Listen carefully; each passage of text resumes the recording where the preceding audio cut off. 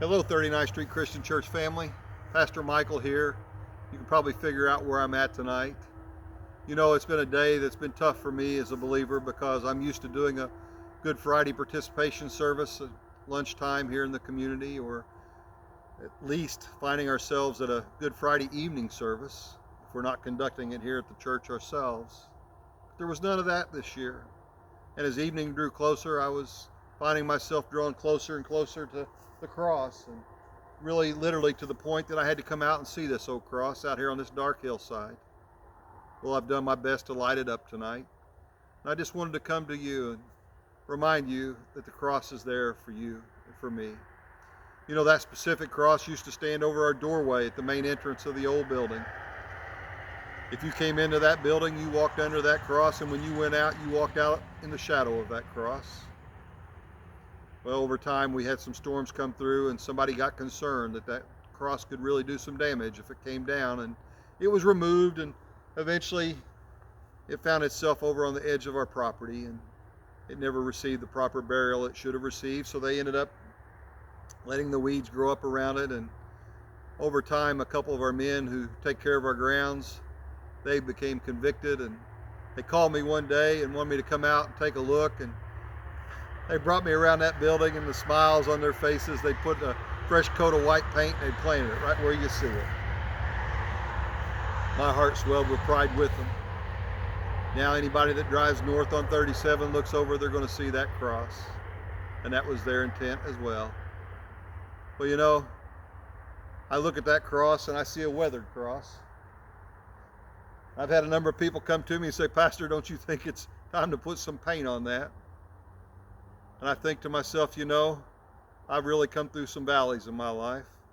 I've really experienced some sorrows and heartaches, and I've experienced a lot of pain, and I've had my heart seemingly just ripped apart in so many situations and circumstances.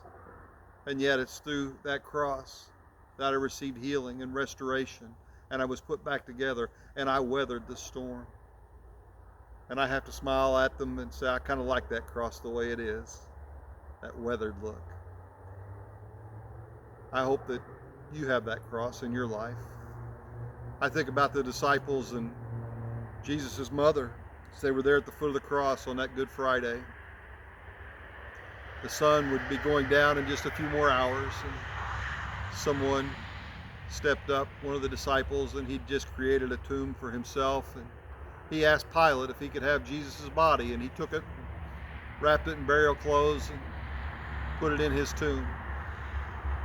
He rolled a stone in front of it. There was no time to do the traditional preparations.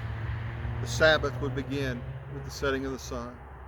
So everyone went each to their own home, and I thought about that, and I thought about Mary, and you know she wasn't left alone. There was a reason John was put in charge of her from the cross when Jesus made his statement, "Mother, your son." And I thought about that, and I thought, you know, what a strange memorial service that must have been that night. Here they are in their house, and there were so many tears flowing and being shed. And then I thought about there had to be some smiles and maybe even some laughter, because somebody had to tell a funny story about Jesus. That's what we do when we mourn our losses. We get together and we have a service and a time when we remember the good times. And I thought about that, and I thought, you know, we always do celebrate the good times, don't we? Well, one of the good times in the life of the Christian is represented on that Good Friday, when Jesus would lay down his life for you and for me.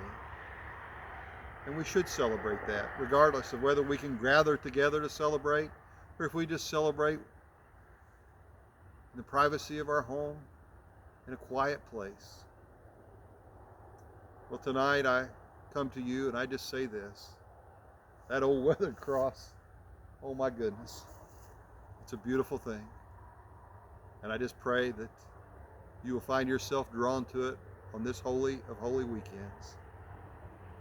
As the old preacher said, it's Friday, but Sunday's coming. Praise God.